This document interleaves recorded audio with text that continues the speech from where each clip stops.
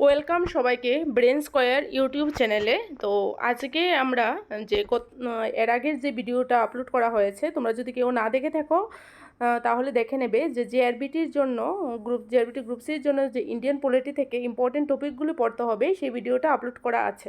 শুধু JRBT group C না, TET 2, তারপর যে কোনো কম্পিটিটিভ এক্সাম বলো, সেই টপিকগুলো ভীষণ গুরুত্বপূর্ণ। তো তোমরা যদি ভিডিওটা না দেখে থাকো তাহলে চ্যানেলে আছে, গিয়ে ভিজিট করে নেবে। আচ্ছা, তো ওই ভিডিও অনুসারে আজকে আমরা ইন্ডিয়ান পলিটি থেকে প্রথম ক্লাস নিয়ে এসেছি, গণপরিষদ এবং সংবিধান রচনার যে ইতিহাস সেটা। আচ্ছা, ক্লাস স্টার্ট করার আগে বলে রাখছি যে আমরা ক্লাসটা নিয়ে এসেছি, টপিকে থাকবে কিছু এমসিকিউ রাখা আছে। তোমরা যদি মনোযোগ দিয়ে টপিকগুলো ভালো করে দেখো তাহলে নিজেরাই শেষে এমসিকিউর আনসারগুলো করতে পারবে। আর আশা করি তোমরা যদি ফুল ভিডিওটা দেখো তাহলে তোমাদের খুব হেল্পফুল হবে। তো শুরু করা যাক প্রথম ক্লাস, গণপরিষদ এবং সংবিধান রচনার ইতিহাস। সংবিধান আমরা সবাই শুনেছি, কনস্টিটিউশনের ব্যাপারে আমরা সবাই শুনেছি। সেই কনস্টিটিউশন রচনার ক্ষেত্রে গণপরিষদ একটা গুরুত্বপূর্ণ ভূমিকা পালন করেছে। তো আজকে প্রথম ক্লাসে আমরা গণপরিষদ সম্পর্কেই জানব।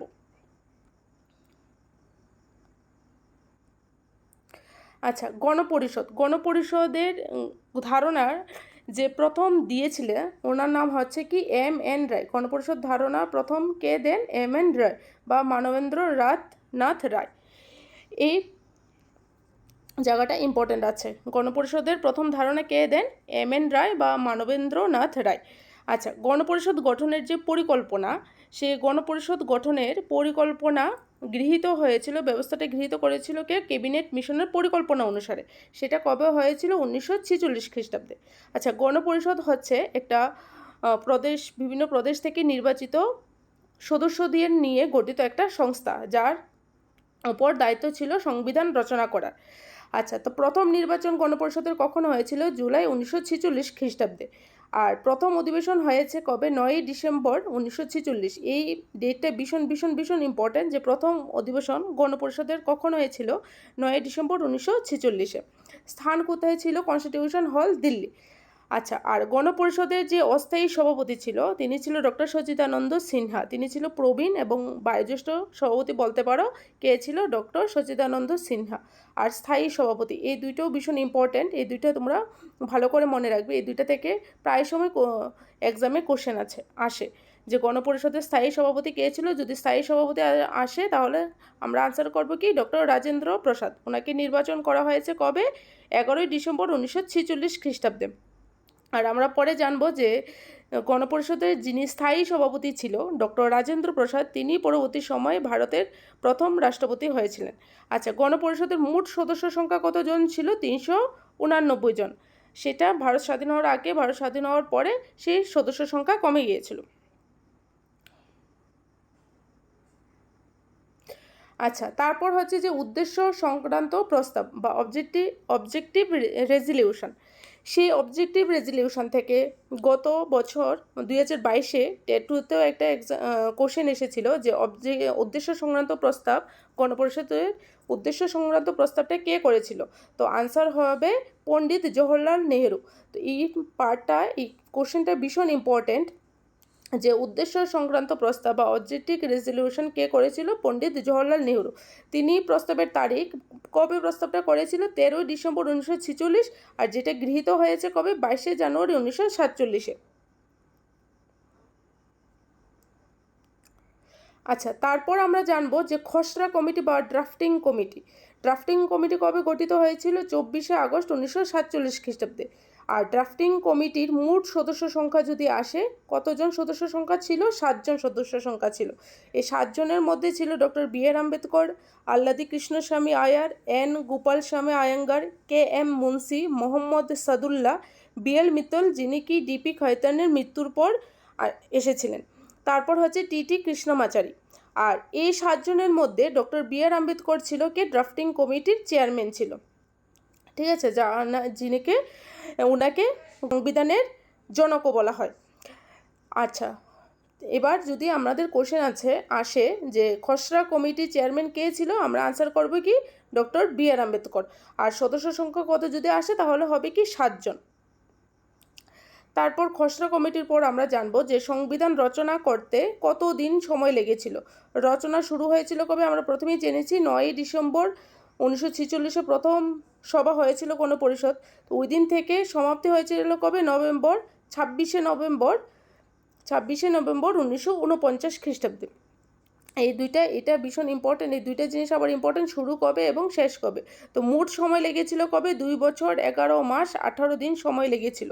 কিছু কিছু পরীক্ষাতে এই ডেটটা দেয়, আবার না হলে দিয়ে দেয় প্রায় 2 বছর, প্রায় 3 বছর, প্রায় 4 বছর। তখন আমাদের আনসার হবে কি? প্রায় 3 বছর। সংবিধান রচনা করতে সময় লেগেছিল প্রায় 3 বছর। আচ্ছা, সংবিধান রচনা মোট কয়টা বৈঠক হয়েছিল? 165টি বৈঠক হয়েছিল সংবিধান রচনা করার সময়। তারপর আমরা জানবো সংবিধান কবে গৃহীত এবং কার্যকর হয়। এই দুইটা ডেট মোস্ট ভীষণ ইম্পর্টেন্ট বলতে পারো। যে সংবিধান কবে গৃহীত হয়েছে? 26শে নভেম্বর 1949 এবং কার্যকর হয়েছিল কবে? যে 26শে জানুয়ারি, যেটাকে আমরা প্রজাতন্ত্র দিবস হিসেবে পালন করি প্রত্যেক বছর। তো 26শে জানুয়ারি 1950 সেটা কার্যকর হয়েছিল, গৃহীত হয়েছিল, মানে শেষ হয়েছিল সংবিধান রচনা শেষ হয়েছিল কবে? 26শে নভেম্বর 1949, আর কার্যকর হয়েছে 26শে জানুয়ারি 1950। তো এই দুইটা ডেট খুব ভালো করে তোমাদের মনে রাখতে লাগবে। এই দুইটা ডেট প্রায় সময় এক্সামে আসে। তারপর কিছু এমসিকিউ করে নেব। এমসিকিউগুলি এখন তোমরা নিজেরাই, যদি ভালো করে মনোযোগ দিয়ে ক্লাসটা করে থাকো, নিজেরাই আনসার করতে পারবে। তো গণপরিষদের প্রথম অধিবেশন কবে অনুষ্ঠিত হয়েছিল? প্রথম অধিবেশন অনুষ্ঠিত হয়েছিল আমরা জানি কবে? 26শে জানুয়ারি 1950, 24শে আগস্ট 1947, 9ই ডিসেম্বর 1946, 13 ডিসেম্বর 1946। তো গণপরিষদের প্রথম অধিবেশন হয়েছিল 9ই ডিসেম্বর 1946। গণপরিষদের অস্থায়ী সভাপতি কে ছিলেন? যিনি ছিলেন প্রবীণ সভাপতি। যতদিন না স্থায়ী সভাপতি হয়েছিল ততদিন অস্থায়ী সভাপতি হিসেবে ছিলেন কে? ডক্টর সচিদানন্দ সিনহা। খসড়া কমিটি চেয়ারম্যান কে ছিলেন? আমি বারবার বলেছি, এটা ভীষণ ইম্পর্ট্যান্ট একটা কোশ্চেন। খসড়া কমিটি চেয়ারম্যান কে ছিলেন? Doctor B R. আম্বেদকর। ওনাকে সংবিধানের জনকও বলা হয়। তারপর আমাদের 4 নম্বর কোশ্চেন হচ্ছে উদ্দেশ্য সংক্রান্ত প্রস্তাব কবে গৃহীত হয়?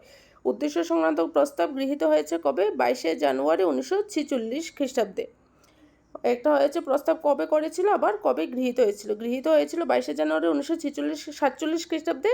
আর প্রস্তাবটা কে করেছিল যদি আসে কোশ্চেনে, তাহলে হবে পণ্ডিত জওহরলাল নেহেরু। সংবিধান কবে কার্যকর হয়? কার্যকর গৃহীত একটা ডেট, কার্যকর একটা ডেট আমরা পড়েছিলাম। কার্যকর হয় 26শে জানুয়ারি 1950 খ্রিস্টাব্দে। আবার গণপরিষদের মোট সদস্য কতজন ছিল? 389 জন। তারপরে 7 নম্বর কোশ্চেন হচ্ছে খসড়া কমিটি কবে গঠিত হয়? খসড়া কমিটি কবে গঠিত হয়েছিল? 24শে আগস্ট 1947 খ্রিস্টাব্দে। সংবিধান রচনার মোট সময়কাল কতদিন ছিল? আমি বলেছিলাম প্রায় 3 বছর বা 2 বছর 11 মাস 18 দিন। সংবিধান রচনা কাজ শুরু হয় কবে? 9ই ডিসেম্বর 1946 খ্রিস্টাব্দে। তারপর 10 নম্বর কোশ্চেন হচ্ছে সংবিধান কবে গৃহীত হয়েছিল কবে? সংবিধান গৃহীত হয়েছিল কবে পড়েছি আমরা? 26শে নভেম্বর 1949। আর কার্যকর, বারবার বলছি ডেটটা মনে রাখবে, 26শে জানুয়ারি 1950 খ্রিস্টাব্দে। খসড়া কমিটির মোট কতজন সদস্য ছিল? 7 জন সদস্য ছিল। এর মধ্যে ডক্টর বি.আর. আম্বেদকর ছিল কি? খসড়া কমিটির চেয়ারম্যান। গণপরিষদ গঠনের পরিকল্পনা কে করেন? গণপরিষদ গঠনের পরিকল্পনা প্রথমেই পড়েছিলাম আমরা, কে করেছিল? Cabinet mission.